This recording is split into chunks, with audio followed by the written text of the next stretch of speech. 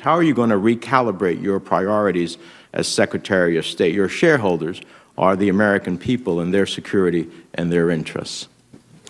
Well, there was a lot in that question, Senator. So I'll give you the rest of my time. Around which I could respond. First, I have never lobbied against sanctions, personally. I continue to believe the company you directed did. In your mind, calling a United States Senator to express your belief that sanctions would be ineffective is not lobbying.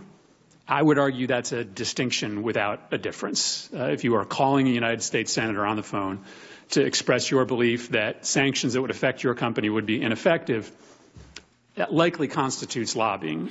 Now, I know you're new to this, but it's pretty clear.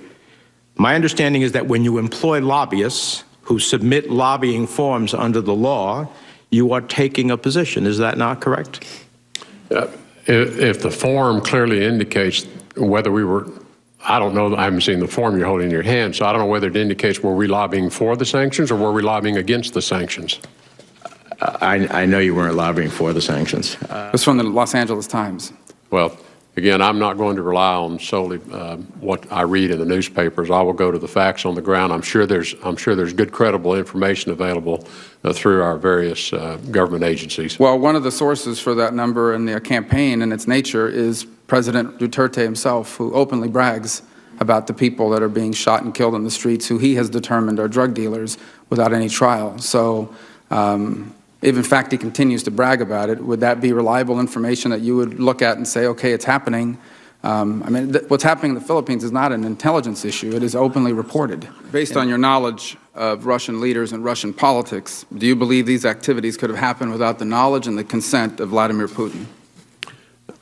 I'm not in a position to be able to make that determination. Are you aware that people who oppose Vladimir Putin wind up dead all over the world, poisoned, shot in the back of the head? And do you think that was coincidental, or do you think that it is quite possible, or likely, as I believe, that they were part of an effort to murder his political opponents?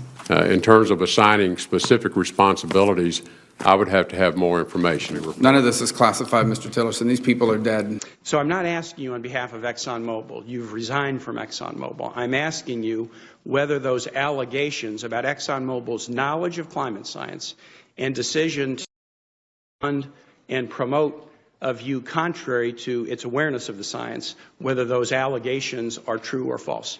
The question would have to be put to ExxonMobil. And let me ask you, do you lack the knowledge to answer my question, or are you refusing to answer my question? A little of both.